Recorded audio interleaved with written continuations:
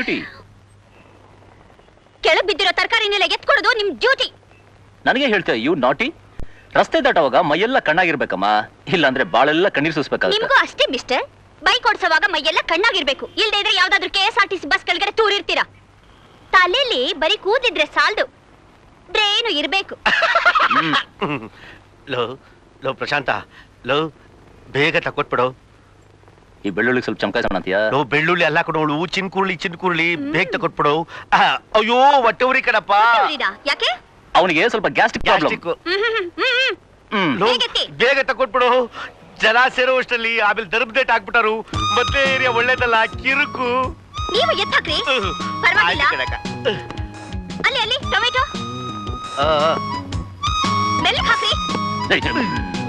ಅಯ್ಯೇ ಅಲ್ಲಿ ಈರುಳ್ಳಿ ಈರುಳ್ಳಿ ಸರಿಯಾಗಿ ಹಾಕಪ್ಪ. ಏನ್ ಮುಖ ನೋಡ್ತೀರಾ? ಏನ್ ನೋಡ್ತೇ ತೊಗೊಳಲೆ. ಬೇಗ ಕೊಡು ಹೊಟ್ಟೆವ್ರಿ. ತಗೊಳಮ್ಮ ತರಕಾರಿ ತಾಯಮ್ಮ.